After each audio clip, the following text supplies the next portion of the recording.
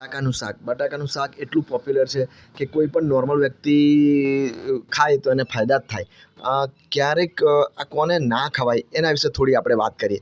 તો કે એક તો શું છે કે જે ડાયાબિટીસના દર્દીઓ છે એમને શું છે કે આમાં કાર્બોહાઈડ્રેટ્સ વધારે હોવાથી કદાચ ડાયાબિટીસના જે દર્દીઓ હોય એમને એવોઇડ કરો તો વધારે સારું. એવોઇડ કરવું જોઈએ ડાયાબિટીસના દર્દીઓએ. બીજું જે લોકો શું વજન ઘટાડવા માગે છે અથવા કદાચ કોઈને વજન વધારે હોય તો એ લોકોને શું છે કે કદાચ આ બટાકાના શાકમાં શું કેલરી વધારે હોવાથી એ લોકો પણ એવોઇડ કરે તો વધારે સારું. પછી શું છે કે જેને પાચન તંત્રમાં તકલીફ રહેતી હોય, પાચન તંત્રને અંદર ગેસ રહેતો હોય અથવા પાચન તંત્રને લગતી કોઈ તકલીફ રહેતી હોય તો શું છે કદાચ એ લોકો જો બટાકાના શાકમાં શું હોય છે કે જનરલી જે અંદર જે ફાઇબર્સ હોય છે એ શું બટાકાના છોતરામાં હોય છે. હવે આપણે જનરલી શું ભૂલ કરતા હોય છે તો કે જ્યારે બટાકાનું શાક ખાઈએ ત્યારે છોતરા કાઢીને ખાઈએ છીએ. તો એ લોકો કદાચ એવું કરી શકે કે છોતરા સાથે ખાય તો એમને પણ ફાયદા દેખાય. બાકી તો ઓલ ઓવર જોવા જઈએ તો બટાકાનું શાક બધી વ્યક્તિઓ માટે સારામાં સારું છે જ.